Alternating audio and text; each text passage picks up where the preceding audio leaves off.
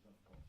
1 year ago, I introduced this conference about journey to extremism in Africa.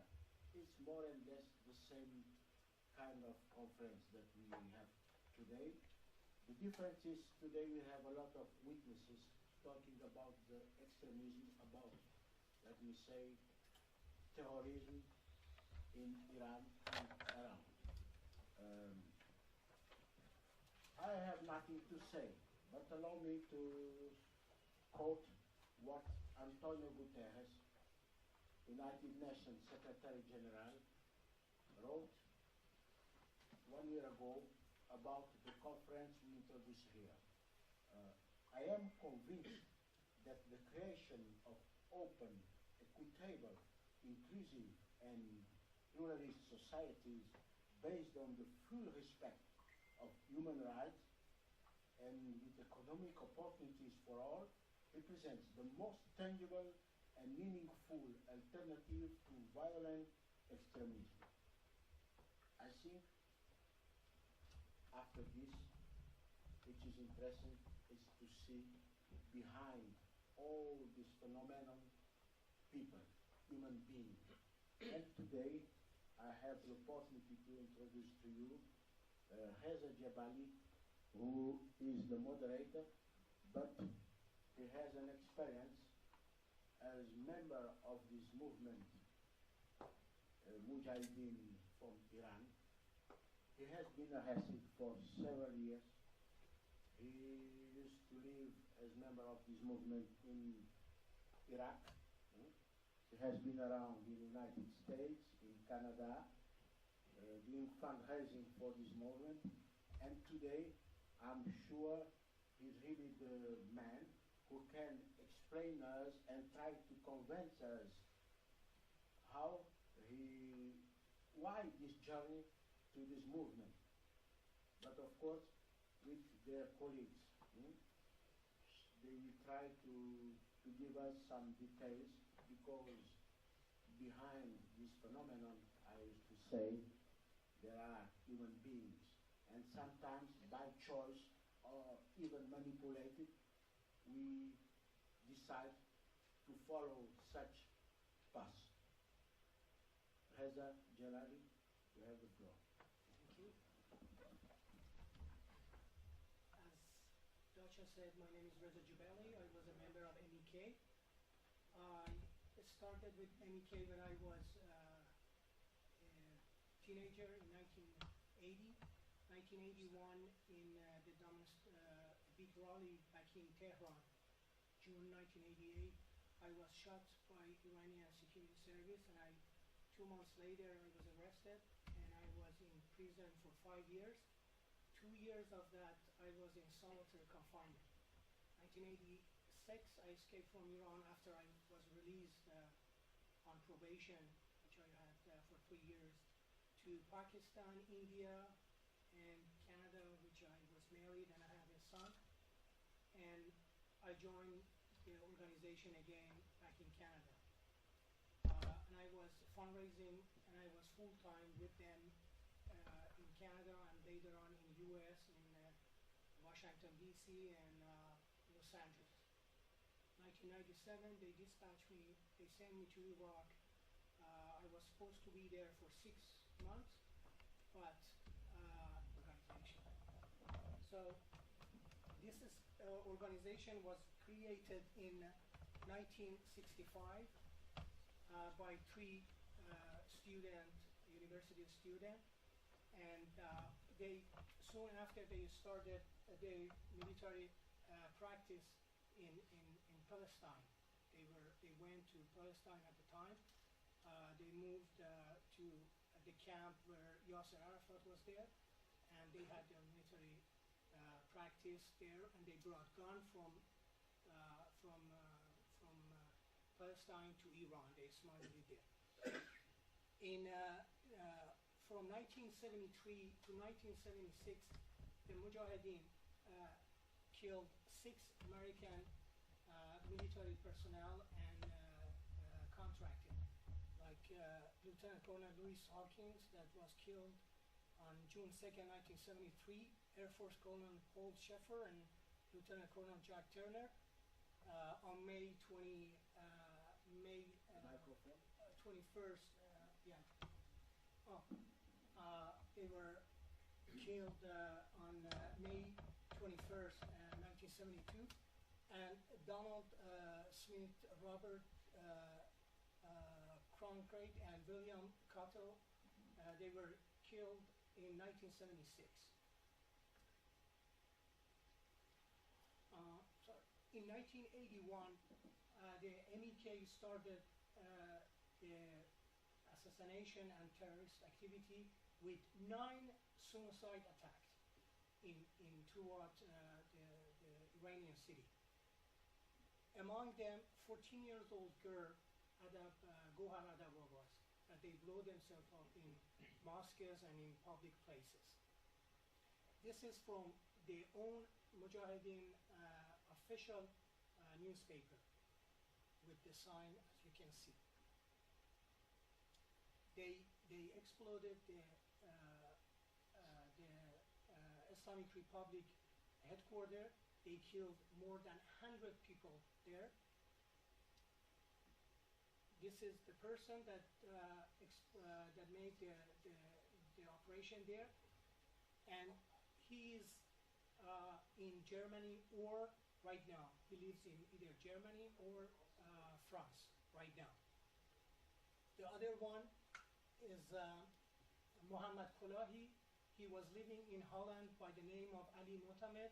He was killed last year in front of his house by a gang member. That's what the Holland police said. But we think that he was killed by MEK because they want to change the face, that they are moderate and all that. But he was living for the past 22 years in Holland under name of Muhammad Motamed. But he's the guy that exploded the headquarters of Mujahid. Also, Brigadier General Sayyid Shirazi was assassinated in year 1999 by MEK, by 3 members of MEK that sent out from Iraq to Tehran. I know the detail about this operation because I was supposed to go with them, but in last minute they pulled me out from there. And Ali Safavi, the member of Mujahideen, that he is in US and France, along with Shaheen Qubadi, they officially had interview and they claimed responsibility for that attack. And right now they live in Auvers-sur-Oise in France. Mujahideen, they claim that they killed more than 12,000 people from 1981 to 1984. And you can find their claims in their own newspaper. MEK also in 1991, the uprising in Iraq from the north by the Kurds and the south by Shia, they massacre the Kurds and Shia. We have here people that they were the ex-commander of this organization, that they are here right now, and they were in that operation. Also in Europe, Mujahideen, they beat up this, one of their old members here, he is right here, that he was with them for 40 years. The other one, Mehdi Khoshab, he is not here, he was attacked in front of Parliament, European Parliament in December 12, 2017, when Maryam Rajavi was in the Parliament and her bodyguard were out of Parliament, in front of the Parliament. And the report, the police have the report and the tape and the people that they were there, they took the video. Also in Auvers-sur-Oise, Mustafa Mohammadi, that his daughter is in that camp. He was beat up by Mujahideen in Auvers-sur-Oise and they sent him to a hospital. The reporter from Channel 4, he went to Albania for a documentary. He was assaulted by the MEK member. In 2003, Maryam Rajavi was arrested by anti-terrorism units in France and Auvers-sur-Oise, along with 168 other members. Imagine, about 200 people live in one place in France. They were in in the terrorist list from 1997 to 2012. Right after that, 10 people, they set themselves on fire in France, England, Ottawa in Canada, and other cities. You can see, and Mariam Rajavi told the French prosecutor that this is the beginning, and you have to let me go. When they arrested her, she had 10 million euros and dollars under her bed, and then nothing happened. 10 million euros. She is one of the persons that set herself on fire. They claim that she came from Canada, Ottawa. She's a friend of mine. We were in Toronto together fundraising. She was only 18 years old, and they sent her from Ashraf to London to put herself on fire. They sent 300 children, most of them from Germany, from 1997 to 1999. 300 children, and in the report, you can see by the FBI, Poland police, and French Secret Service that they had a complex situation, operation there, and these people in Mujahideen in Poland, they were collecting the money that government was giving to these children even 3 years after they left and they were in Ashraf camp. As you can see, all these children in there. He was only 14 years old when they sent him there, but fortunately he's in Sweden right now. He escaped a few years ago, and he's in Sweden. He's back in Sweden. As report of, there is a 45 pages of an investigation, joint investigation by FBI and Poland police and French and Italian that indicated that Mujahideen still, they are in active of violence and terrorist act. They had numerous tap from their phone call from overseas to Europe that they were planning to attack, the terrorist attack. That's why the French police in 2003 attacked their overseas bases and they were arrested. So I would say for the last word that the policy of friend of my enemy of my enemy. Yes, great. I just wanted to give a quick snapshot of the current situation of MEK. Reza has very well explained the history of this group. The situation at the present, the members of Mujahideen are living in a state of modern slavery. They don't get paid for what they do. The average age of them is around 60 years old.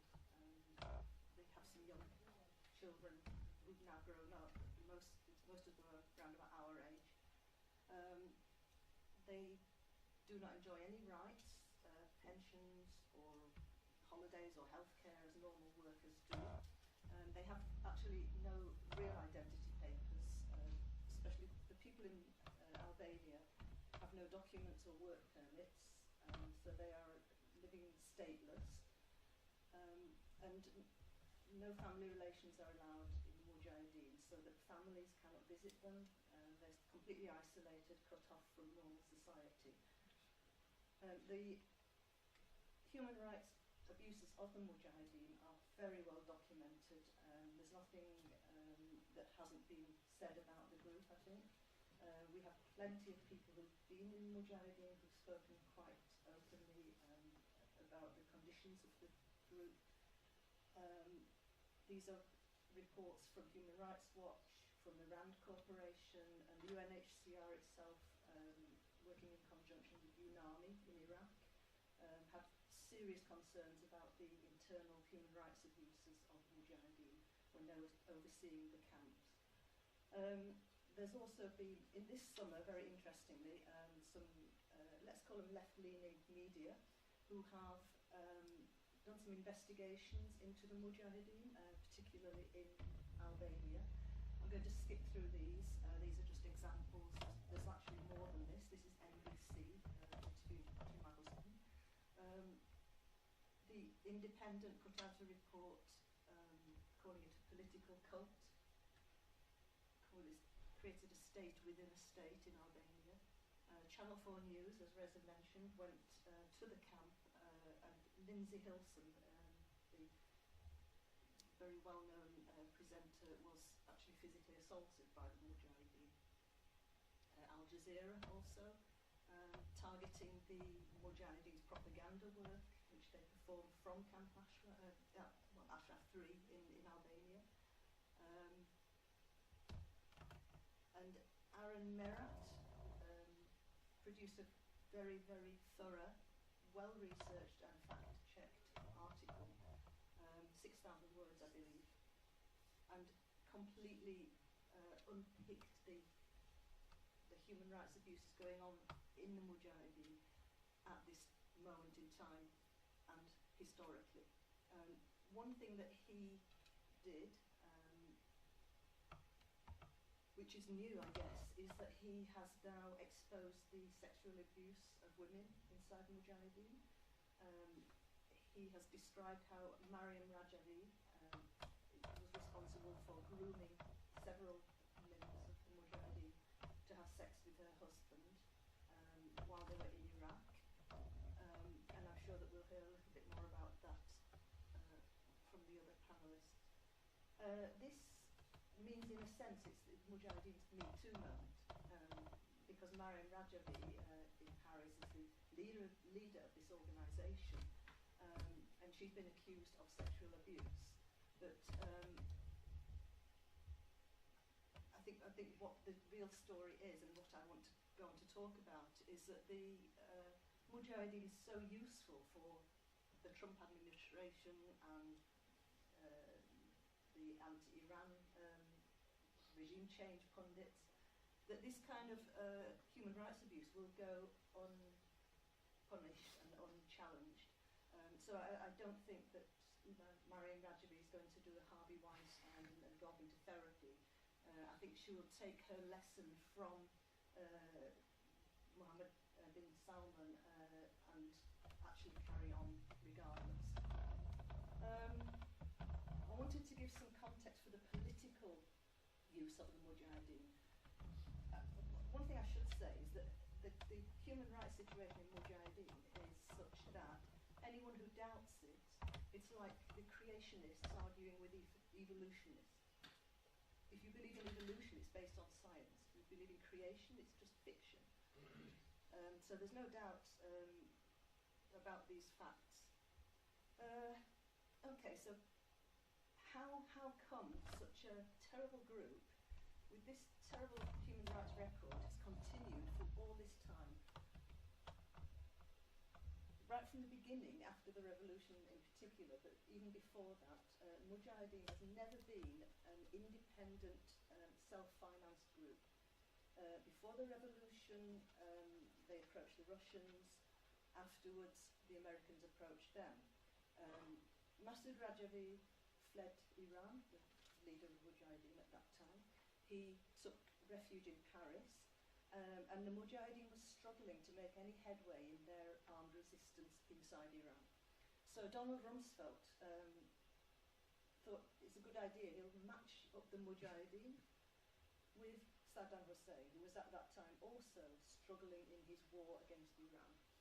So the Mujahideen went to Iraq. They spent almost 20 years there.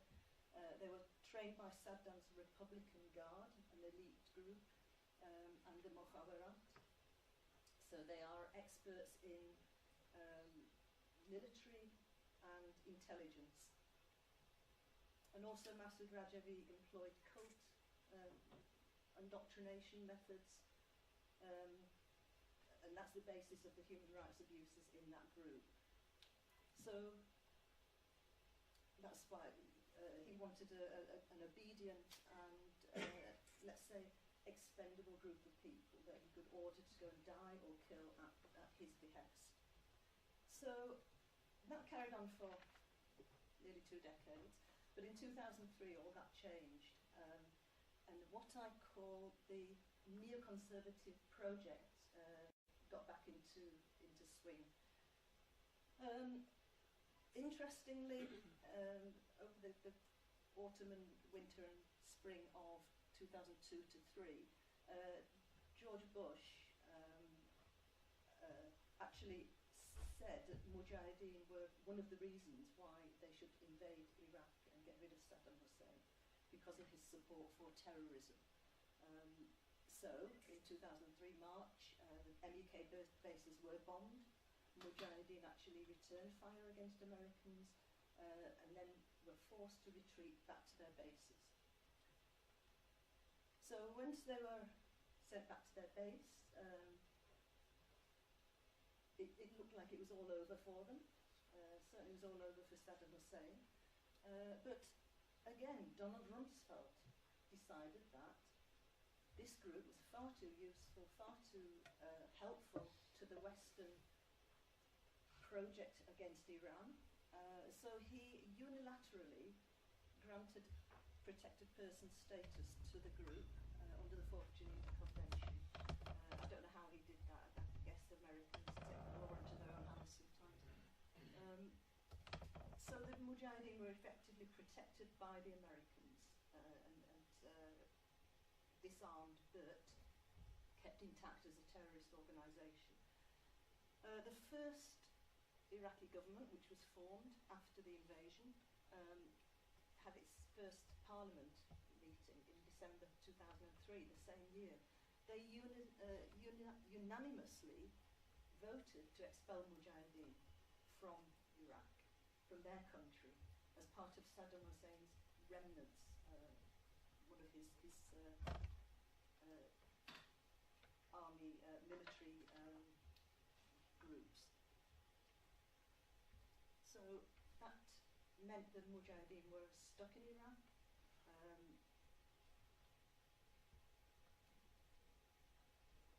Until a change of administration in America. Efforts were made to get rid of Mujahideen, but they were obviously making links with Al-Qaeda and later on with ISIS, with Daesh. And so, of course, the Americans were not trying very hard at that point to get rid of them. But then in 2012, the Obama administration had a change of approach towards Iran and towards the Middle East. And they made more effort to get rid of the Mujahideen from Iraq. The problem was, where would they go? The first effort was to separate them, to send them to different countries. Anyone who had a history in sort of had previous residency, people like Reza lived in America, Canada, they were sent to those countries. But that left a huge amount of people who did not have anywhere to go. The big problem was that the Mujahideen refused to leave, they refused to be disbanded. So it was necessary to come up with a solution whereby the Mujahideen remained as a terrorist organisation, as a whole entity, were not disbanded. And the only way that they could do that was for the United States to take the terrorist organisation off its own terrorism list. And that's the only way they could facilitate moving this group to other countries. There's a lot of speculation about how hard the Mujahideen lobbied Parliament, blah, blah, blah. No, this is the only way to get rid of them. And this is to the credit of the Obama administration, this is what they did. And that meant that it was possible to strike a deal with Albania. So the Albanian government and the United Nations, US and the MEK itself agreed the relocation of a total terrorist entity to Albania. $9 million were paid and a package was formed whereby accommodation would be provided and a de-radicalisation program would be put into place. They would build an institute in Albania and de-radicalise these members. Unfortunately, by 2016, there was another change of American administration. Now we have the Trump administration, which as we all are aware, is very, very determined to pursue a kind of regime change program against Iran. So the neoconservative project is back in action. And this meant that the Mujahideen in Albania were allowed not only to avoid de-radicalization, but to regroup in a closed camp and replicate exactly the same conditions that they had lived under in Iraq. So that's the current situation. Now the Albanian police made a report on this group, and you can see it's quite troubling. Iranian asylum seekers, they call them, could pose implications for our internal security. They are deeply indoctrinated, they've been part of military structures, and they've participated in fighting a war and in acts of terror. So the Albanian police have no doubt whatsoever what they're dealing with. However, and Mujahideen still wearing their uniforms, although they tried to present to the world a democratic face, and that they've renounced violence and such like. As Reza was describing, they are still responsible for many deaths and assassinations, many of them their own members. So with this new incarnation, this new development, Trump administration is now supporting the Mujahideen. We have John Bolton, we have Rudy Giuliani, even Mike Pompeo, the Secretary of State, ex-CIA guy. They are quite happy for the Mujahideen to exist. And the transformation of the Mujahideen has been from, under Saddam Hussein and Masoud Rajavi, it was a military terrorist organization which launched attacks into Iran and was responsible, as Reza described, for the suppression of Iraqi opposition to Saddam Hussein, Kurds and Shias in the south. The appearance of Prince Turki Al-Faisal at the Mujahideen events in Paris was a signal of a new ownership management. So now the Saudis have taken over the role of Saddam Hussein in supporting this group, financing them and directing their activities. And because Al-Faisal is an ex-intelligence head, the activities of the Mujahideen have changed in character. They cannot now invade Iran and attack. They have no presence in Iran. They have no real ability to perform any actions over there. Instead of that, they have been behind a lot of false flag operations. They have done that over many years.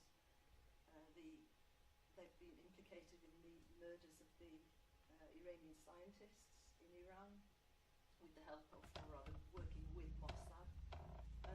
And also they're running a very slick propaganda campaign from Albania and from Paris. So this transformation is from Masoud and Saddam to Prince Turki and Mariam Rajavi. And it's gone from military to intelligence based. Now the implications of that are quite dangerous. The Mujahideen have brought political violence to Europe. When they were in Iraq, the focus was on Iran, but now they have actually brought their modus operandi to Europe, and Albania being literally on the doorstep of the European Union.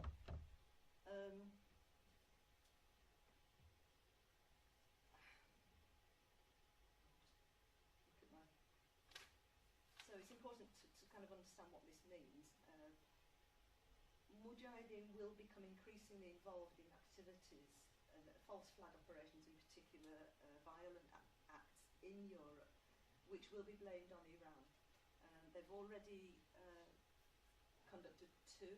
One was in Albania itself, when two retired Iranian journalists were invited from Iran to a cultural event.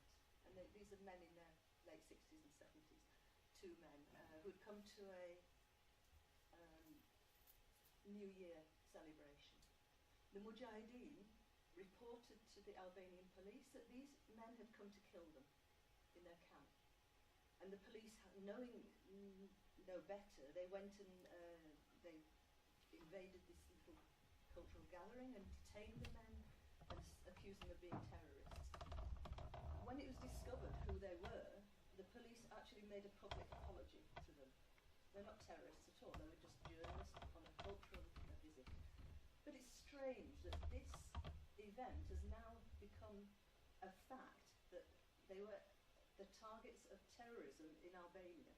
And this is the strength, the power of the Mujahideen's propaganda, is that they repeat, and they lie, and they deceive, and they create fake news. We're in the era of fake news, and they are right on the ball there. So that's the first time that they since they've moved to Albania, kind of very blatantly and openly created a falsehood, which was accepted as a fact. The other events are, as Reza mentioned, I think, that there were two people arrested in Holland, in the Netherlands, on their way to Paris with explosives in their car. The amount of explosives was very small. There were no detonators. There was no indication that they were actually going to explode a bomb. But the Mujahideen immediately said that they're coming to attack our event in Paris. They're going to kill us. They're from the Iranian regime, and we're victims of this terrible Iranian terrorism. The reason is clear. The reason why they are trying to blame Iran for everything. The actual timing of that arrest was when President Rouhani was visiting Europe, and it should have been a very simple, straightforward question. Who benefits from this? Who benefits from somebody wanting to blow up a Mujahideen event when the President of Iran is coming to have a diplomatic engagement with Europe?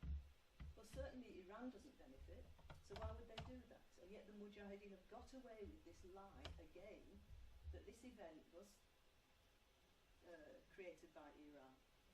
So this is really what I want to just put that in front of everyone, that in this context, you know, it's not enough just to say, well, Mujahideen are in Albania, they can't do anything, they're disarmed, they're not violent. This group are actively supported and enabled by the Trump administration, and to say that they are maybe a good group of terrorists because they're anti-Iran and that the West should use them is extremely dangerous, because if Mariam Rajavi is offered lots and lots of money by Iran to kill Americans, who's to say they wouldn't do it? Who's to say she wouldn't accept? It's a mercenary group. She doesn't have sides, she has her own side. So it's a bit naive to suppose that this group isn't a danger. The Mujahideen have a very sophisticated, very well-funded and relentless propaganda machine. But I hope that journalists now, in this era of fake news, more than at any other time, will investigate deeply this group, as happened over the summer already, and not take at face value anything they say. And basically, the agenda for the Mujahideen under the Trump administration is to break up relations with the EU and Iran, and also to dominate the narrative about Iran, to promote regime change as the only option. With that in mind, I'm looking forward to some more great journalism and reporting on this issue. Thank you. Thank you very much, Mrs. Kholabande. The two people that they were arrested, actually they were arrested here in Brussels. here now I would like to ask Ms. Sultani, as an ex-member of MEK, to tell us about her experience with MEK.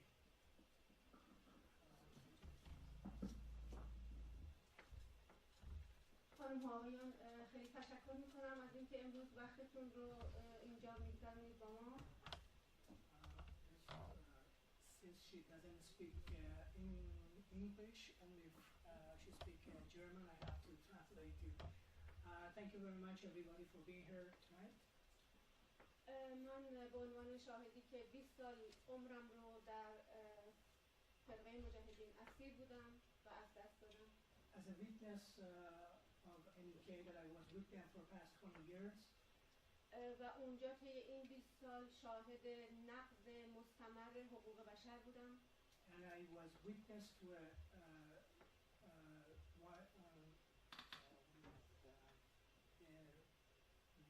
violation of human rights in MEK.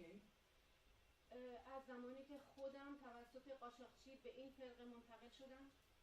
Ever since I was smuggled by MEK smuggler from Iran to Camp Ashraf. زمانی که خودم 19 سالم بود. I was only 19 years old. تا زمانی که کودکان منو، فرزندان منو از من جدا کردن. And they separated my two children from me. برای اسارت بیشتر من، برای اینکه منو یک قربانی و فدایی برای خودشون بکنن. In order to keep me there. و هزاران نفر دیگه رو مثل من در اونجا. And there were many thousand like myself there. زمانی که بچه شیرخواره من 6 ماهه بود. When they separated my only 6 months old baby from me. و دختر من 5 ساله. And my daughter was only 5 years old. اونا مستمراً مانیپوله کردن عذابو. They brainwashed me and و بعد از اون ریلای مخشوعی و تغییر فکر و عقیده. So they brainwashed me and then they made me to send my children out of Camp Ashraf. کودکانو فرستادن به خارج و کودکانی که هنوز سنشون قانونی نشده بود رو اونجا نگه داشتن. They send my little babies out to Europe to live with the stranger. هر کدوم رو به یک کشور فرستادن. And then they send each one of them to different country. و اونها رو در واقع نگه داشتن برای زمانی که بزرگ شن و دوباره به عراق بکشونن. They wanted to keep them till they are older and they send them back to Iraq. و در همون ایام شاهد بودم که باز از پدرها و مادرها چطوری سوء استفاده می‌کردن. Even that time I was witnessing that how they misused the other parents there. برای کشوندن بچه‌ها مجدداً به عراق. In order to bring their children back into Iraq. همونطوری که آقای جبلی توضیح داد که چجوری افرادو میکشوندن به عراق و برای آموزش‌های خودشون سوء استفاده می‌کردن. As Mr. Jebeli already indicated that how they sent 300 children from Europe to Camp Ashraf in Iraq. دقیقاً 17 سال من از بچه‌هام بی‌خبر بودم. Exactly, I didn't know anything, or I didn't have any news from my children for 17 years. تا زمانی که مجدداً فرقه و مسعود رجبی و همین مریم رجبی که در پاریس هستن تصمیم گرفتن که دوباره این بچه‌ها رو برای سوء استفاده بعدی به عراق بکشن. Until Masoud and Maryam Rajavi decided to send these children back to Ashraf to use them. اون موقع بود که دوباره از من خواستن که من بیام با بچه‌ها تماس بگیرم. And they asked me to contact my children. ما چاره دیگه‌ای نداشتیم و باید هر کاری اونا میگفتن انجام We میدیم. had no other option, any other option than we had to contact with our children. تمامی کاغذها و هر مدرکی که ما داشتیم رو از ما گرفته بودن. They took all of our documents from us. We didn't have no document at all. و به طور واقعی مغز ما مانیپوله شده بود. And in reality we were brainwashed. به هیچی فکر نمی‌کردیم جز اینکه همه باید کشته بشیم برای رهبر. We didn't think of anything except we have to sacrifice our life for Masoud and Maryam Rajavi. و از من خواستن که بیام بچه‌هامو دوباره دنبال کنم و اونا رو به عراق بکشونم. And they asked me to go and bring my children back into Iraq to be a soldier. و همینطور این نقض حقوق بشر تو فرقه ادامه داشت تا زمانی که نیروهای آمریکایی وارد اونجا شد. And this violation of human rights was continuing till US invaded Iraq. و من هنوز همسرم اونجاست. My husband is still there with Mujahideen. اونها حتی از ما خواستن که از هم باید طلاق بگیریم. We had to separate from each other by force. طلاق‌های اجباری. By force. و بعد مجدداً خانواده ایشون وقتی من فرار کردم خانواده این آقا خانواده همسرم با من تماس گرفتن. When I escaped from NEK, my husband family contacted me. و می‌خواستن که با فرزندشون تماس داشته باشن. They wanted to contact with their loved one. اما اونا اجازه ارتباط و تماس با اعضا رو نمیدن. But NEK doesn't allow anybody to contact with their family. مریم رجبی که خودش در فرانسه همین الان هست و مدعی حقوق بشره و شعارهای خیلی قشنگی میده. Mariam Rajabi, who is living in Oversource right now in Paris, and he has a very nice slogan. اما ما که اعضای اون هستیم، من که عضو اونا بودم و 20 سال رو در اونجا گذروندم. But someone like myself that has spent 20 years of my life with them, میتونم بگم که حقوق بشر اونجا پایمال شده. I could strongly say that violation of human rights has been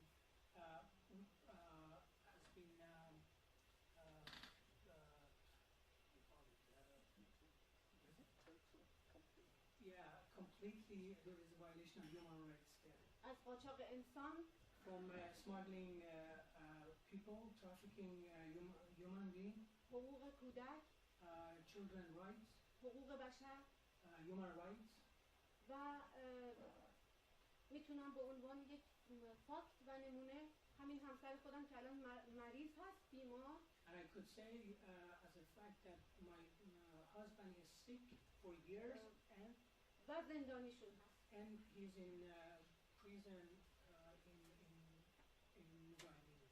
و به خانواده‌اش اجازه تماس داده نمیشه. And they don't allow his family to visit him. بنابراین بسیار توخالی و پوچ هست شعارهای اینا. So whatever they say about freedom and democracy is just fake and just a big lie. و فقط به صورت مافیایی با هزینه‌های خیلی زیادی که از طریق صدام و بانک‌های اون به دست آوردن. And they just manipulate and buy people and then the money that they got from Saddam Hussein. و همین الان ساپورت توسط اسرائیل و عربستان سعودی. And even right now they get supported by Israel and Saudi Arabia. و کسانی که در یک جنگ کثیف سیاسی and the people that they are in a dirty political war. فقط منافعشون دنبال منافع خودشون هستن. They just looking for their own benefit. این فرقه رو دارن پشتیبانی میکنن. They are the one they just support this cult. و ما اینجا هستیم تا اینها رو افشا کنیم. We were here to reveal the true face of this organization. و بگیم که اینا نمیتونن اپوزیسیونی برای ایران و آزادی باشن. And we're here to say that they cannot be an opposition or alternative to the Iranian government. خیلی متشکرم. Thank you. Thank you. So now I would like to ask Ms. Mohammad Nejad to her experience with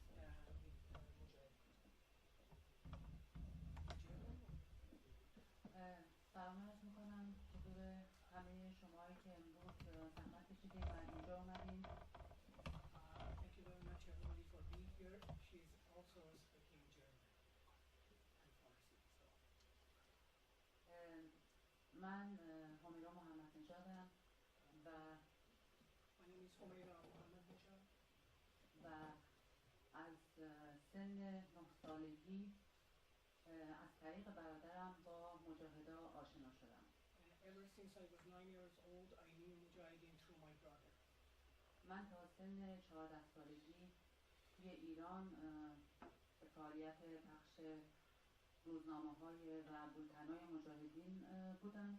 I was just a supporter of MEK in Iran until I was 14 years old. و از سن 14 سالگی به صورت اکتیو از طریق قاچاق منو به ترکیه آوردن. And when I was 14 years old, the MEK smuggled me to Turkey. و از ترکیه از طریق پاس جعلی منو به عراق. And MEK sent me to Ashraf camp by fake passport, using a fake passport. اولین چیزی که توی در واقع وقتی که رسیدم به عراق و ما رو بردن به یه هتلی توی بغداد. When we got to Iraq, they took us to the hotel. و اولین حرفی که به من زده شد که اینجا دیگه هیچ خانواده‌ای نیست و شما هم دیگه بچه نیستین و باید حواستون جمع باشه و خودتون رو تطبیق بدین به اون چی که ما به شما میگیم. The first thing they told us was, you are not child no more, this is not Iran, there is no family, and you have to adapt yourself with the situation here in Iran. بعد اون نفری که به عنوان فرمانده واسه من گذاشته شده بود 2 تا عکس به من نشون داد. My commander just showed me 2 pictures.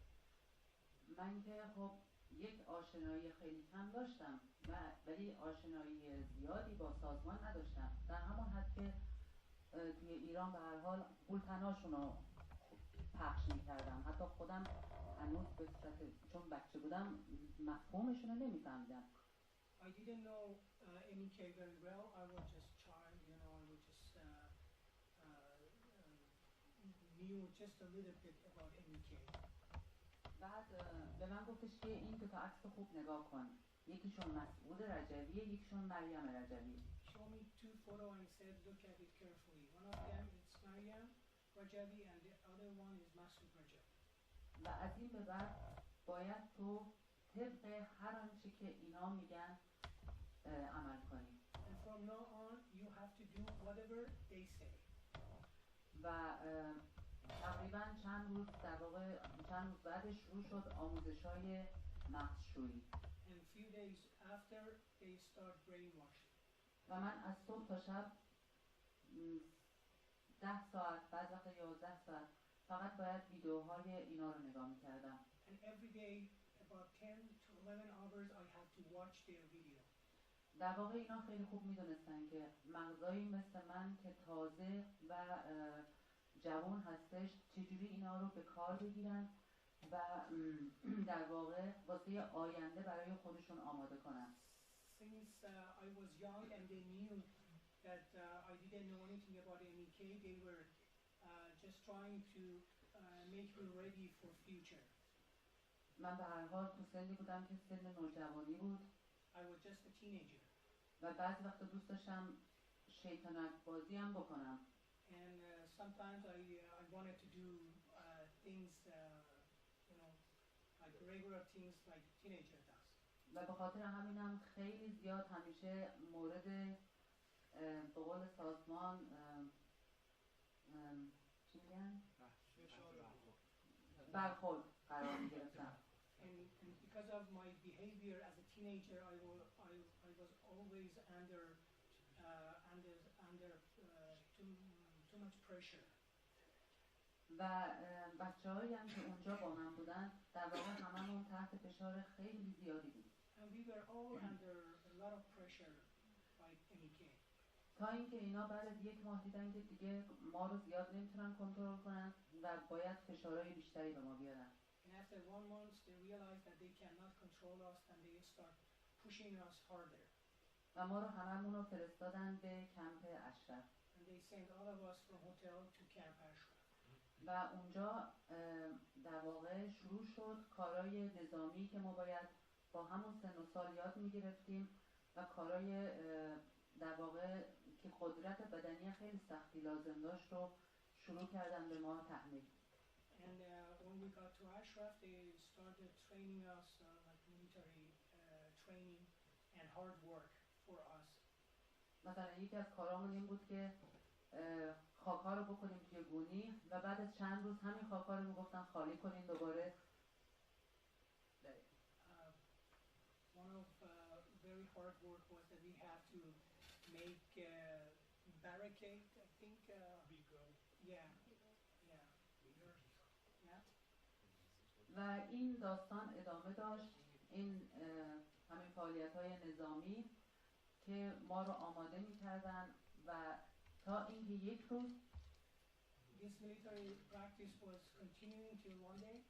یک نامه‌ای از خانواده من به من رسید. I have received a letter from my family for the first time. فرمانده من صدا کرد و گفت یه نامه واسط اومده. Commander called me and said you have a letter from your family.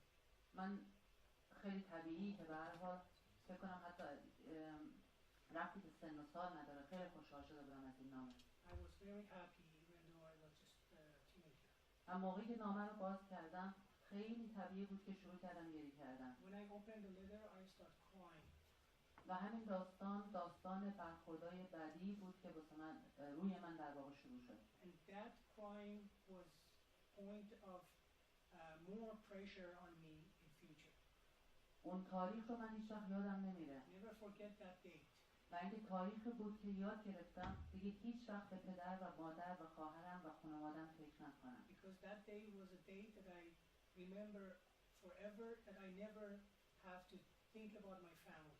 چون من صدا کردن Because they called me. و به من گفتن که دیگه هیچ وقت حق نداری گریه کنی واسه پدر مادرت. And they told me you cannot ever cry for your family, for your father and mother. امروز که شاید سالیان سال از اون داستان میگذره Now that it's passed a long time.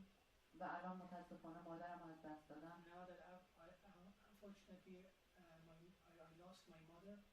برمیگردم به اون داستان. I go back to that story. و آرزو میکنم که کاش اون کاغذ رو از من هیچ وقت اینا نمیگرفتن. And I pray and I wish that they never got that paper from me.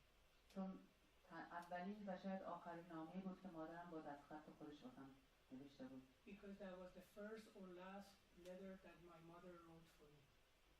متاسفم برای سازمانی که I'm sorry that MK که خودش رو در واقع برای حقوق بشر و اینکه حافظ حقوق بشره صحبت میکنه و خودش رو ناجی بشر نشون میده.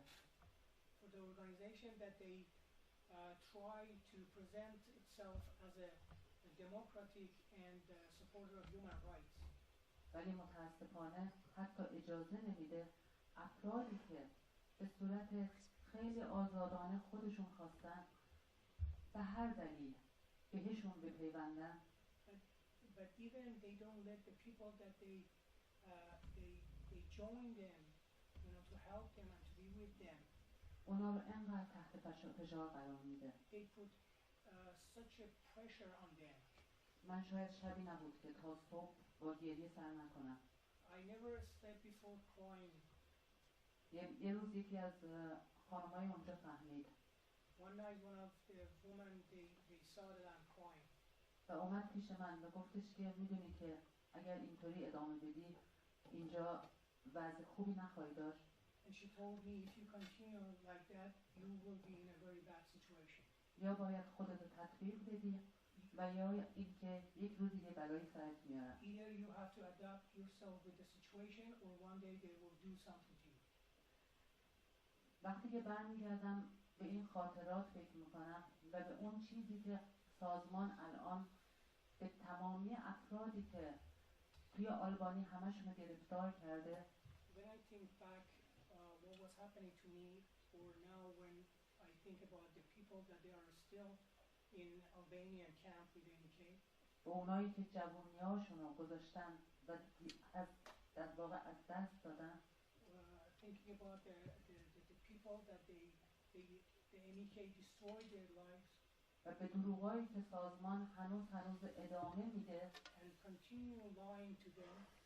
فقط میخوام از تمامی اون افرادی که حرف سازمان رو قبول دارن و یا به یه نحوی میرن و در واقع به صورت خیلی فرماتیک از سازمان در واقع بازرسی میکنن یا دیدار میکنن. I just want to tell these people that they support them or go to visit this MK people. اگه این واقعیت رو میخوان بیان پیش ما. If they want to know the truth, they have to come to us. آیا ما شاهد عینی نیستیم؟ Aren't we are the alive witnesses to that what happened to the members? آیا ما سرنوشتمون رو اونجا نگذراندیم؟ Aren't we people that they aren't we the people that we spend a lot of years in there? پس چرا اگر و حتی من خودم راضیم با تمامی اینایی که با خبرنگارانی که میرن اونجا همپای اونا با اونا به اشرف برم و اشرفی که الان تو آلبانی به قول خودشون درست کردن. I'm ready to go with the journalists that they support them and they go to Albania. و با این I'm ready to go with them. و با این افرادی که سازمان همیشه چون گلچین میکنه یه سری افراد رو بهشون یاد میده که چیا بگن و میاره اونجا و به خبرنگارا نشون میده و اینا هیچ وقت واقعی نیست. Because whenever the journalists go there, they just set up certain people to talk to them. ما یک کار جالبی که شاید توی بیمارستان انجام میدیم. من خودم تو بیمارستان کار میکنم. I'm working in a hospital and one interesting thing is that we do in hospital. و ما بهداشت بیمارستان رو خیلی به صورت ناگهانی وارد بیمارستان میشیم، بخش میشیم و چک میکنیم. And then we just routinely we check the health of everybody in hospital. بدون اینکه کسی بتونه به صورت علکی و دروغی یک چیزی رو بپوشونه و قبل از این چون اگه بفهمن که ما میایم خیلی طبیعیه که شروع میکنن همه چی رو تمیز کردن و کاراشون رو درست کردن که ما نفهمیم. She was saying that they are going to check the hospital, and then if they knew that they are going, so they will arrange everything for them to see. So اگه سازمان حرفش واقعی که این افراد حرفای خودشون رو میذارن. If the MEK says that these people say what they think and freely they say what they say.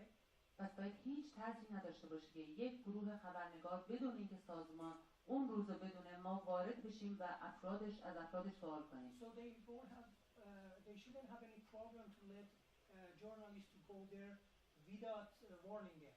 چرا موقعی که یک نفر زبونشو باز میکنه و حرفاشو میزنه بهش مارک تروریست و مارک اینکه اطلاعاتی هستش میزنن؟ Why they just tag anybody that talks against them as a terrorist or someone that working with them wrongly? اگر این سازمان واقعاً بیانیه آزادیه. If this organization really thinks and look for the freedom and democracy. آزادی بیان هستش. And the freedom of speech. بس چرا نمیذاره که افرادش به صورت آزاد بیان بیرون؟ Why they don't let their members to get out if they want to leave? چند سال پیش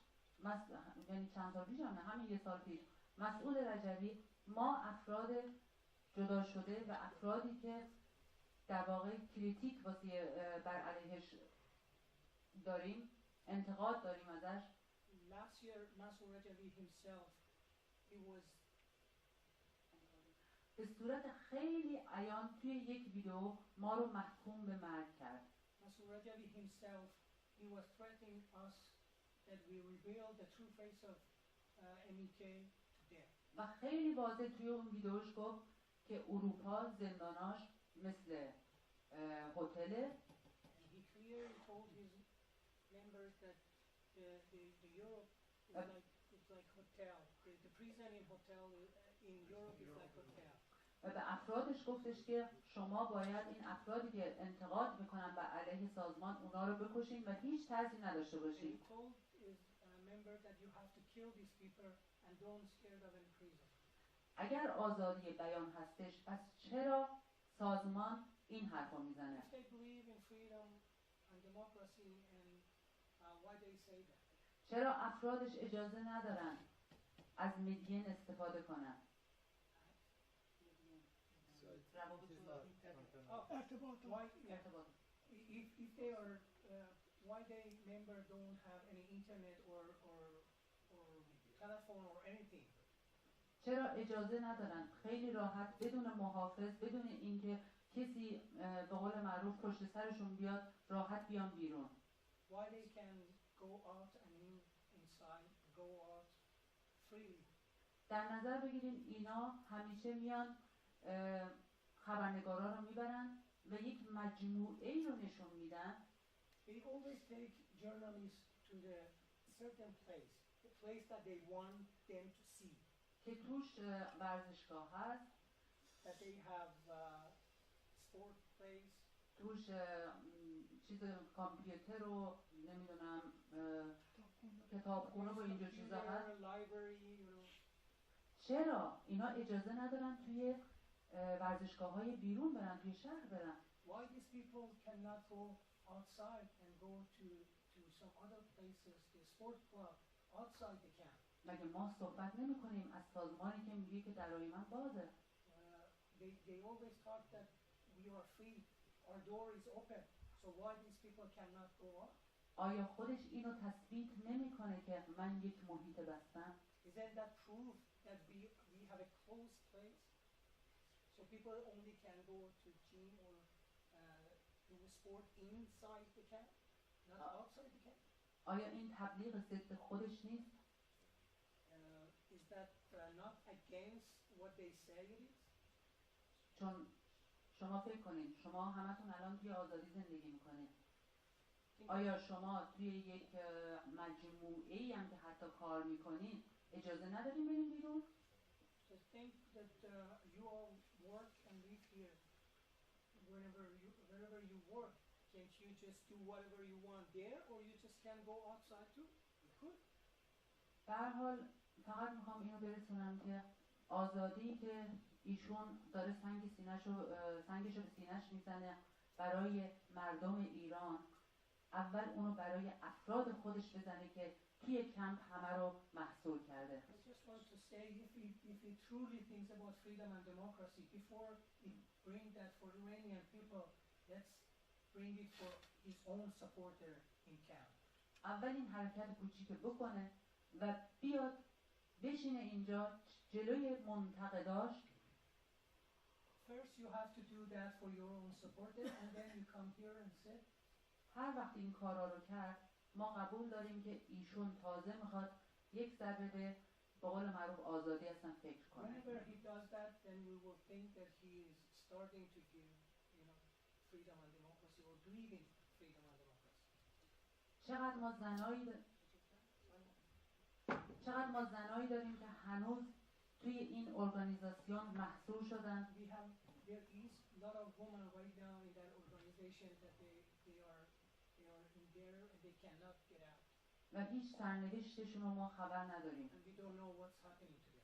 هفته پیش دوباره 5 نفر از سازمان جدا شدن. Last week, 5 of them they escaped from MK. نفر اول که از سازمان جدا شد، سازمان اعلام کرد که این نفر اطلاعاتیه. The first one he escaped the same day the MK announced that he is a member of Iranian intelligence. نفر دوم رو هم همین رو اعلام کرد. As the second one. تا اینکه دولت آلبانی بهش گفتش که اشتاپ، شما هر کی که از پیش شما میاد بیرون اطلاعاتیه. Yeah, they were doing that until the Albanian government told them to stop it.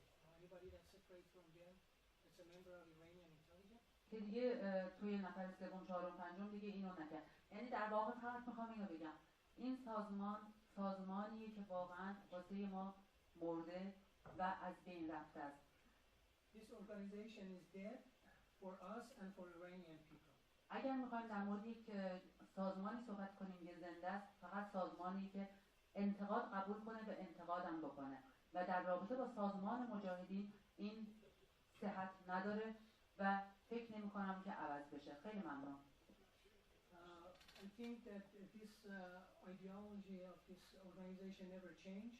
They believe whatever believe and they cannot be changed. Thank you very much.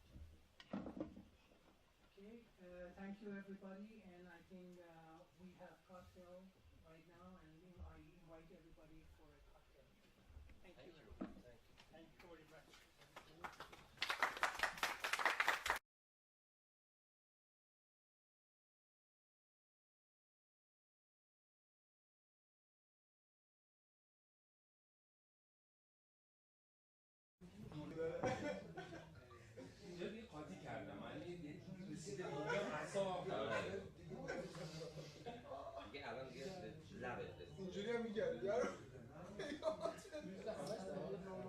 Sure.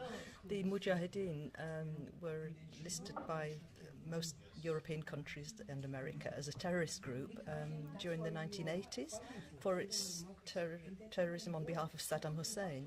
Since the group has been reformed in Albania, they have tried to whitewash that past and present themselves as a democratic, almost feminist and future government of Iran. And there are serious flaws and issues with that message, because this group actually represents a huge danger to Europe. They've transferred from Iraq as people who have trained in military maneuvers. They've taken part in war and suppression. They are experts at intelligence, military intelligence, and they are responsible for many deaths, not only of their own members, but other people. And so it is very naive and disingenuous of European and American politicians to accept them as an opposition group. Unfortunately, this group has survived because of the support that they've been given by the neoconservatives in America. It started with Donald Rumsfeld in 1983, when he actually offered this group to Saddam Hussein to help with his war effort against Iran. They thought that if the Mujahideen were with Saddam Hussein, this would demoralize Iranians. Of course it didn't. But 20 years later, when Saddam Hussein was removed from power and executed, the Mujahideen survived. They only survived because Donald Rumsfeld again stepped in under a kind of neoconservative project of opposing Iran, and he supported this group. He gave them protected person status under the 4th Geneva Convention, United Nations, and protected them in Camp Ashraf in Iraq for 10 years, from 2003 up until 2012. Fortunately, and the Iraqi government, the new Iraqi government of this new country, were desperate to get rid of the Mujahideen because of their terrorism and their implicated in contacting Al-Qaeda and Daesh in Iraq. And it was only when the Obama administration came to power in America that serious effort was made to actually disband the Mujahideen. There's been a lot of speculation about why the Mujahideen were removed from the US terrorism list, when it is clear that they are still a terrorist group. They're still, their belief in violent regime change hasn't changed at all since the beginning of this group.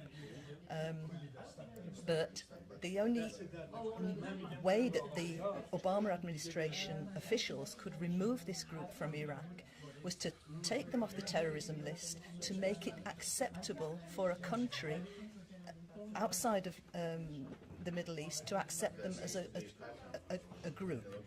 That country, unfortunately for them, was the little country of Albania, with a population of just under 2 million people. They've accepted the Mujahideen. The government of Albania were paid. They were paid to accommodate the Mujahideen, and the Americans said they would establish a de-radicalization institute in Albania. Now, the thinking behind that was that if they start with the Mujahideen de-radicalizing these members, they would also be able to bring ex-ISIS fighters, their wives, their widows, their children, and de-radicalize them in Albania. That was the thinking behind it. And that was a credit, because that's a good thing. De-radicalize these people, send them back to their families, rehabilitate them back into society, and then it's safe for Europe. Lots of European countries refuse to take these people, and that's understandable. But if they're de-radicalised along the way, we can take them home. Unfortunately, again, the neoconservative project kicked into action again with the election of Donald Trump in 2016. The whole process of de-radicalisation stopped in Albania, didn't even get off the ground. Instead, the Mujahideen were enabled to regroup as a terrorist group in a closed camp, continue their human rights violations against the members, continue their propaganda against Iran, and then create a kind of fictitious narrative about the dangers of the Iranian regime in Albania and in Europe. In fact, what the Mujahideen did at that point was to invite the possibility of political violence in a country which had never seen such a thing. So the Mujahideen has been extremely damaging, not only to Albania, but to Europe. And I think that unless people in the West understand that this is the background of this group, this is the role of this group, then I think that people will be killed and events will sort of snowball forward before people have understood what's actually happening. We know that the Mujahideen have lost their patronage, Saddam Hussein. What they now have is a patronage of Saudi Arabia. The appearance of Prince Turki Al Faisal at one of their events, two of their events in Paris, was a clear indication that this ex-intelligence minister is now in charge of the Mujahideen. The intention of these people is to break the relations of Europe with Iran, to confront Iran, and to create a kind of disunity in the world. So rather than what the Obama administration started, which was a kind of negotiating process with the nuclear deal, this is all now just being exploded, and we're now heading into a kind of a blind rush towards violence. And again, if people in the West don't actually get to grips with that, the whole kind of peace in the Middle East could explode. So it's really, if the Trump administration wanted credit in the world, they would reinstate this de-radicalisation program in Albania. Remove this group from the equation, if you like, and then a real civic opposition will start in Iran. It's just a natural event that you take away the most extreme organisation which only wants a violent regime change. If you remove that from the picture, the civic society is ready right now to rise up and say, right, we will challenge our own government. We'll do it from inside the country. We don't need you foreigners out there organising our country for us. We will do it. But will the Trump administration do this? I doubt it very much. But here in the European Union, of course, a country like France, where a lot of these people are living today, you think that there is support from France government or France authorities for these people, for this movement, like the leader Ashavi? Yes, I think that is. I'm just trying to think. It's an opportunistic kind of support. It's not a genuine support for this group. Opportunistic from because who? it gives them leverage. They think it gives. From who? Who is being opportunist? Anyone who supports the Mujahideen is saying, that, okay, I'll support this group to create leverage against Iran. But Iran doesn't care about this group. It's not a threat to Iran. The Ahwazi groups, the Balochistan, the Kurds are much greater danger. Mujahideen are actually a danger to Europe. And again, they will kill people. They will create false flag operations, which they'll be blaming on Iran. But it's European people who will get killed or hurt. And it's Europe's reputation which will get hurt. We know that lots and lots of people sort of say they support the Mujahideen because they are paid to do it. Mujahideen have huge, deep pockets, and they will pay people. They paid John Bolton £40,000 for $40,000 for a 10-minute speech. Well, when you've got pockets that deep, you can buy as many people as you like. But if Europe is to create an independent foreign policy towards Iran, it is vital that they look behind this easy kind of sloganeering and saying the messages of regime change and find out really what the best interests of Europe are, not just to take money and support a terrorist group. No, but the European Union is not taking money to support this group because the European Union is still supporting this nuclear deal. Of course it is, yes. And I would say that the majority of politicians want to move forward into a kind of negotiated future with Iran. And they are resisting this huge pressure from America, from Saudi Arabia, from Israel, and from Mecca to actually derail that negotiated future. So as long as people in Europe, politicians, understand who this group are, and I think you know, one of the best ways I can persuade people not to support them is to say these are people living in modern slavery. They are political slaves. We've all heard about the cannabis farms, and we've heard about sex slaves, and we've heard about those domestic servants who are in slavery. This is a group where the members are political slaves. They don't get paid for what they do. They have no human rights. They have no independent existence. And if you are a European politician and you say, well, okay, I'm not going to accept money, but I still support their message, please understand that you are supporting the gross violation of human rights of these people.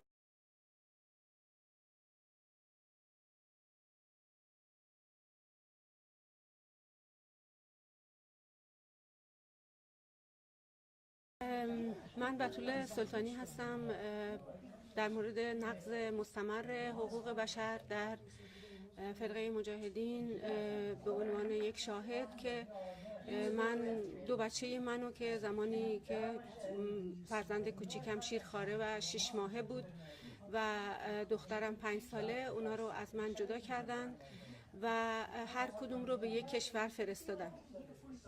توجه داشته باشید که اینجا نقض حقوق بشر و نقض حقوق کودک رو اینها پایمال کردن، در حالی که حق هر کودکی هست که با مادرش باشه و اونها توسط شیوه هایی که خودشون داشتن، فرقه مجاهدین توسط شیوه هایی که خودش به کار میگرفت از لحظه ورود به این فرقه و به صورت شستشوی مغزی و مانیپوله کردن افراد،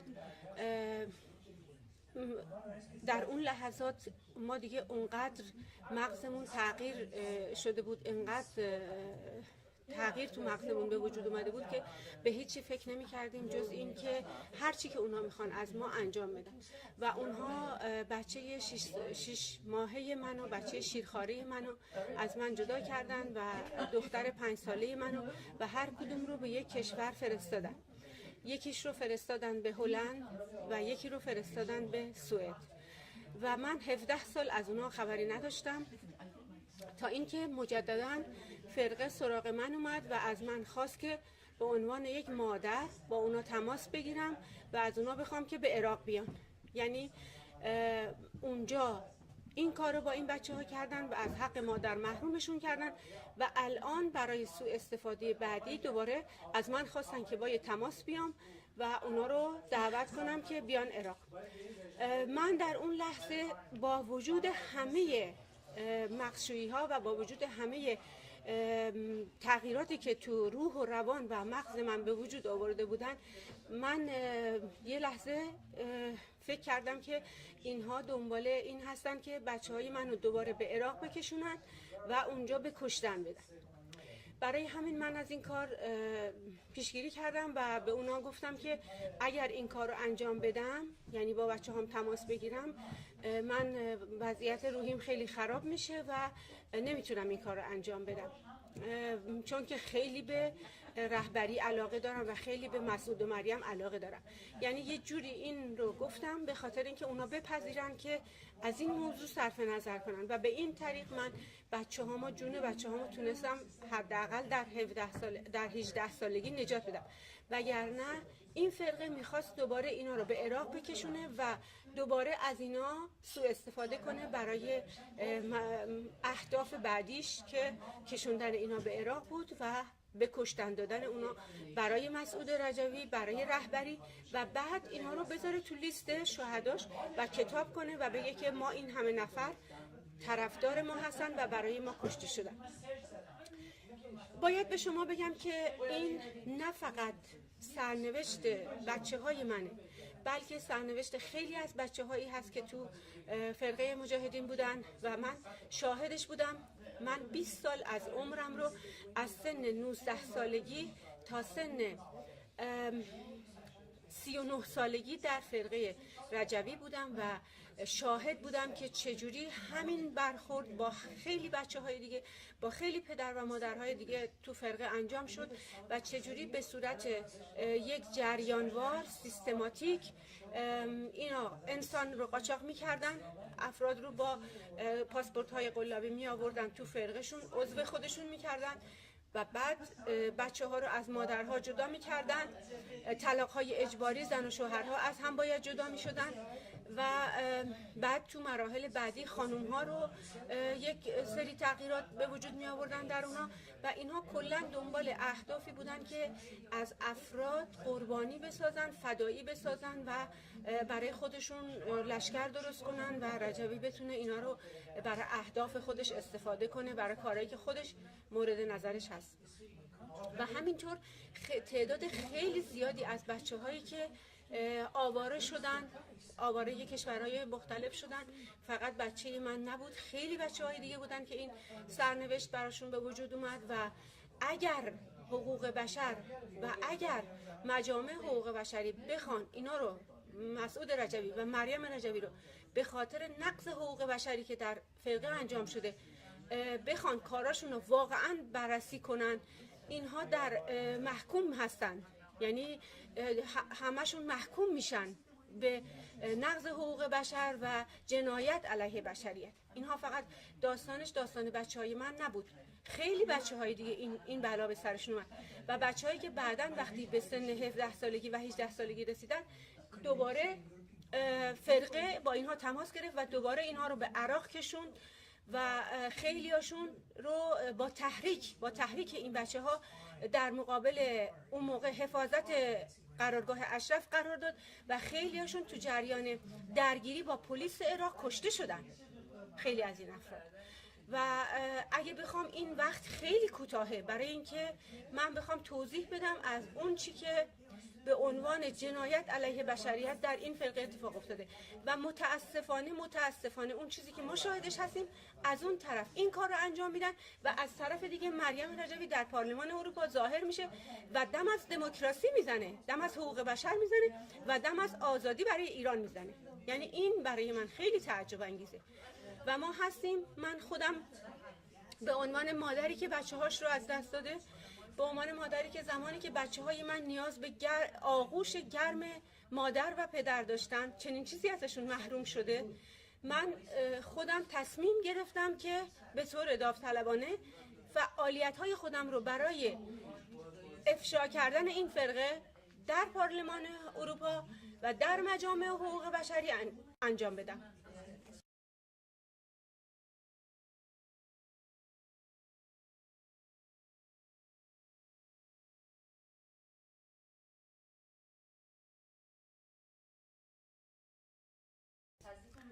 My name is Edward Termado. I am an Iranian Armenian and so Christian.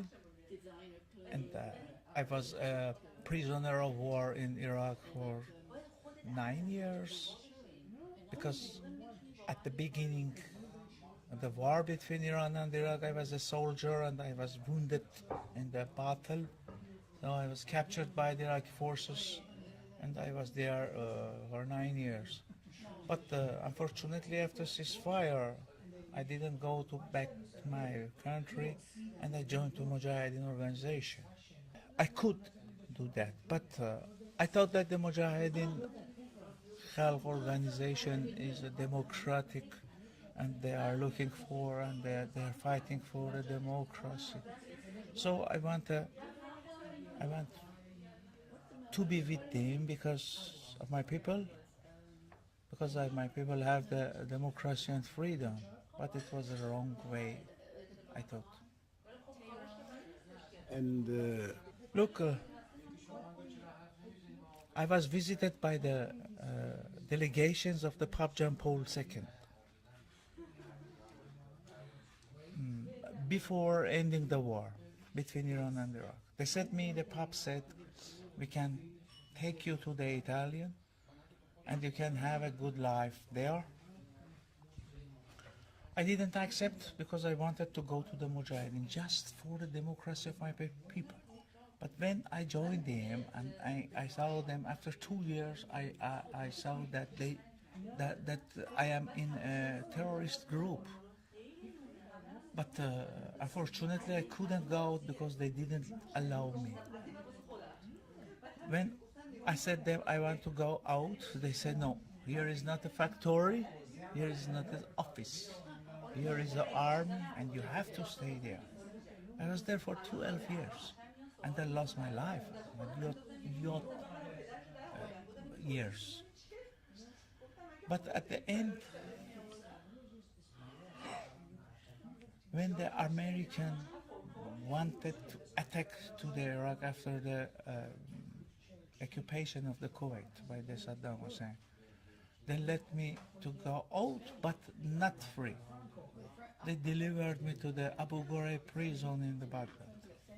I was there for a few months, and then they delivered me to the Iranian regime.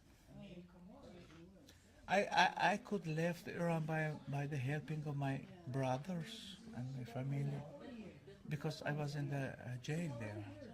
And for a few months I was.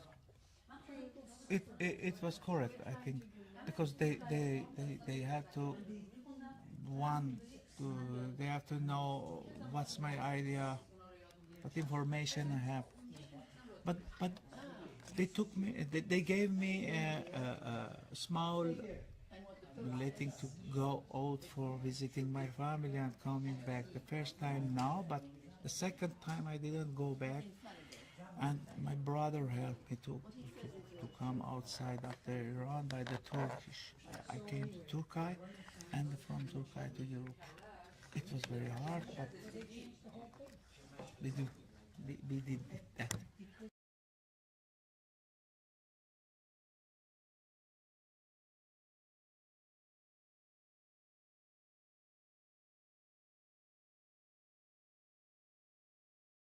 من همیرا محمد نژاد هستم و حدود در واقع از سال 9 سالگی توی سازمان مجاهدین رفتم و تا اینکه توی سن 14 سالگی منو بردن به عراق و در واقع موقعی که رسیدم به عراق در حالی که شناخت خیلی کافی از سازمان نداشتم، چون قبلا همش با بولتنای سازمان آشنا بودم و بچه بودم، اونقدر اینا رو نمیفهمیدم. ولی موقعی که دیگه به صورت اکتیو در واقع وارد سازمان شدم، 14 سالم بود که اونجا تازه فهمیدم که ماهیت سازمان چیه. اولین نقطه‌ای که در واقع توی سازمان واسه من روشن شد این بود که خانواده واسه سازمان هیچ ارزشی نداره و من اگر میخوام توی سازمان واقعا در واقع اگه بخوام بمونم باید خانواده‌مو واقعا فراموش کنم و هیچ ارزشی خانواده من نباید واسه من داشته باشه. و این نقطه‌ای بود که در واقع عطفی بود که واسه من شروع شد که خودم رو تطبیق بدم با اون چی که سازمان از من میخواد.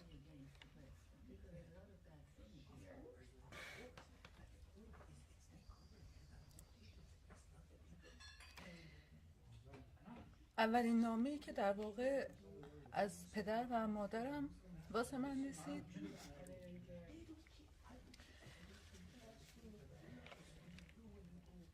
به من در واقع نشون داد، چون بعد از اون خیلی با من اینا برخورد کردن، چون من تو اون نامه، موقعی که اون نامه اومد من خیلی گریه کردم.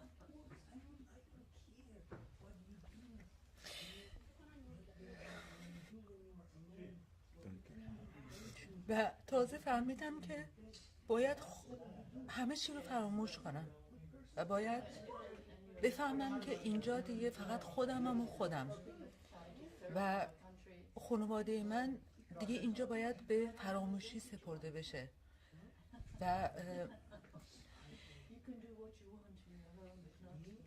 مجبور بودم که به هر حال تو اون سن و سال خودم رو با این در واقع مسائل خودم رو تطبیق بدم و تمامی خانوادم رو تو اون نقطه فراموش کنم. و از اون به بعد دیگه تصمیم گرفتم دیگه هیچ فکری به خانوادم نکنم و سعی کنم اون چیزی رو که سازمان از من میخواد انجام بدم، چون اگر اینو نمی کردم در واقع نمیتونستم ادامه بدم و این 9 سال اونجا تحمل کنم. تحمل در واقع این 9 سال واسه من شرایطی بود که باید این داستان رو قبول میکردم که البته خب خود اینم واسه من خیلی سخت بود و چندین سال شاید طول کشید تا من تونستم واقعا اینو به خودم بقبولونم که این ماهیت سازمانه.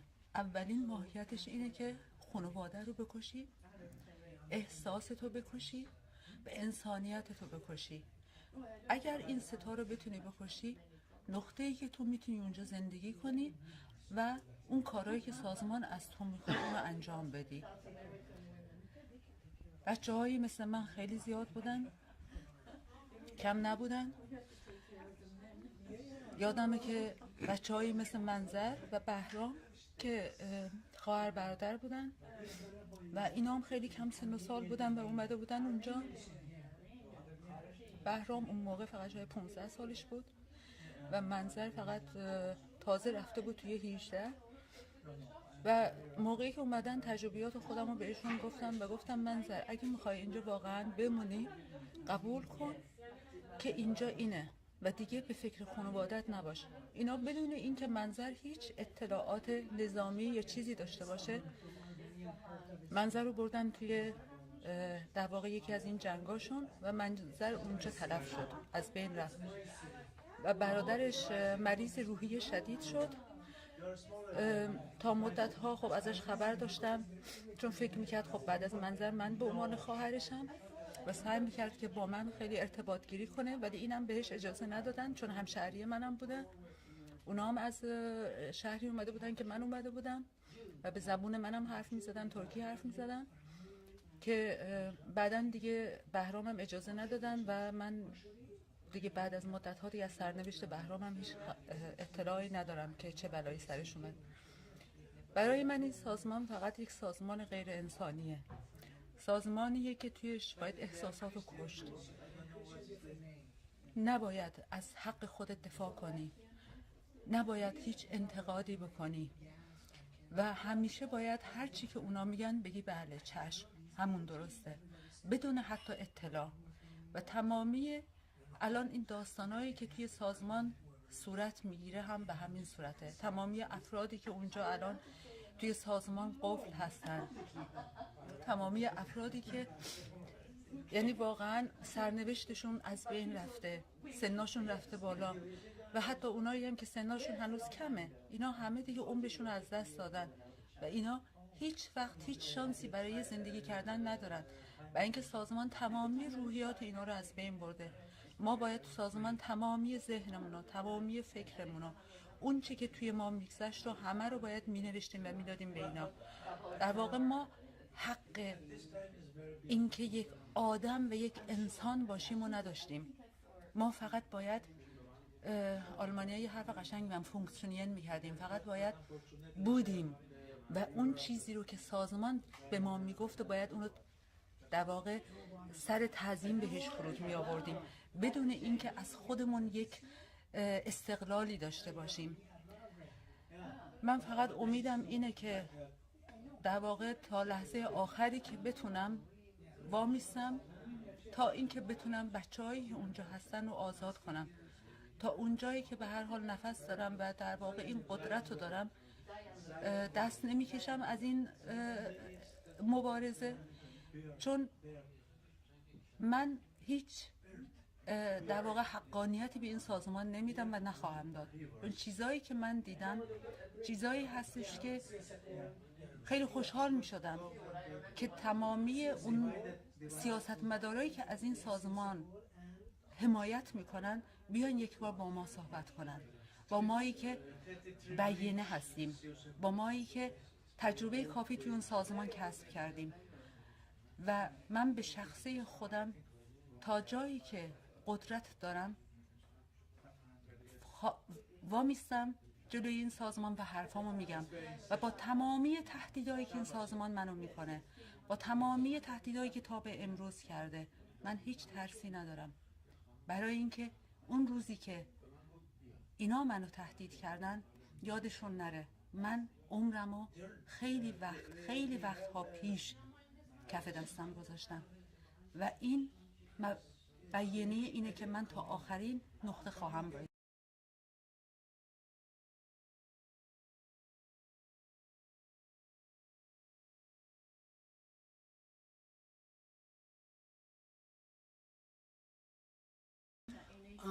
I joined MEK when I was a teenager in 1981.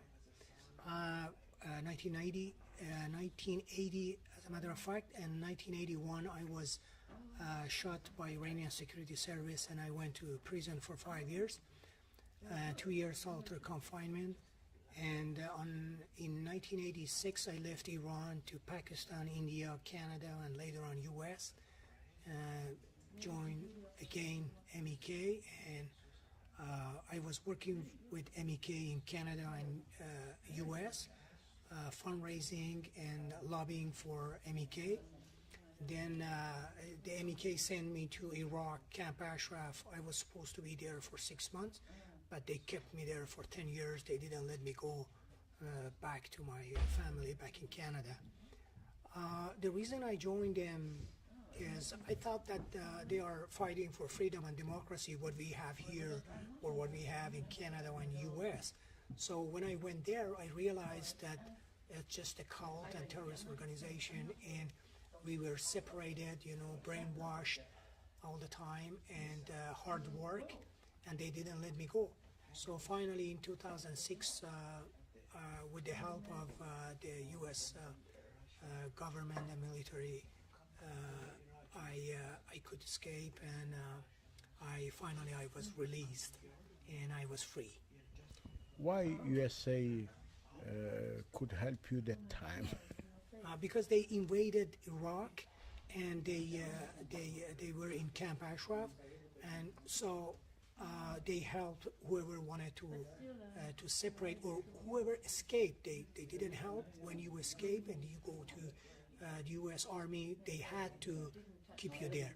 So what happened was, since I went to Iraq with the U.S. passport, so what happened was I wanted to leave, and then the MEK wasn't allowing me to leave. So finally they attacked me, they broke my arms, and I was lucky that at the time that they were trying to take me to another place, maybe to kill me, because I had a lot of information about their money laundering back in US and fundraising with fake charity and all that, so they didn't want me to leave. So at that time the military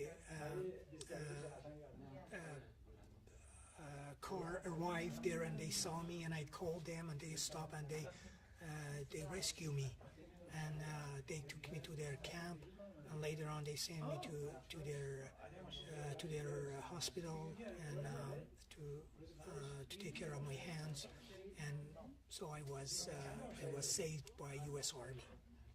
I think not the U.S. They don't support them. There is just some people they are supporting them, like John Bolton or Rudy Giuliani, because they want to do what they done with Iraq and Syria and Libya with Iran, you know. So they just want to use them. But the point is, Iranian people, they hate them, you know. They killed, the MEK killed more than 12,000 Iranian people from 1981 to 1984. In 3 years, they killed so many people. And as you can see, they are dangerous to the European country right now, because their base is right in suburb of Paris, over Sorbas. This is their base. And as the joint investigation by FBI shows in 2003, that they were ready to do a terrorist attack against different places, and that's why the French government, the French anti-terrorist unit, they raided Mariam Rajavi's headquarters in Oversorwas, and they arrested her along with 169 people. And right after that, Mariam Rajavi ordered her supporter and member to set themselves on fire, and 10 people, they set themselves on fire in street of Europe, you know. So I believe they are a threat to the European people and European security, and they have to be stopped, you know, because the terrorists, there is no more. I think what we learned from 9/11 is the policy of enemy of your enemy is my friend is no more okay, or, you know, the enemy of your enemy is our worst nightmare, you know. The experience of Al-Qaeda, ISIS, it shows.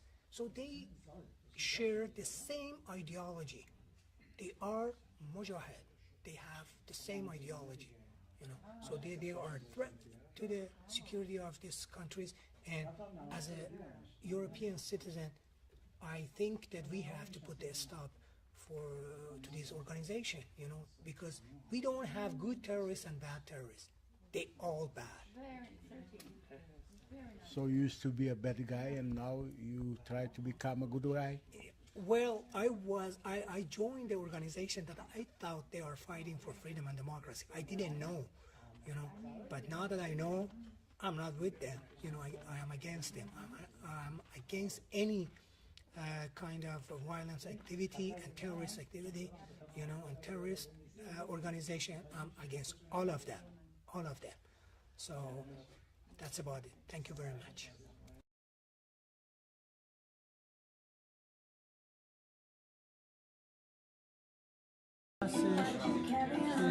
تعداد زیادی برای بازدید از نمایشگاه تشریف آوردن امروز.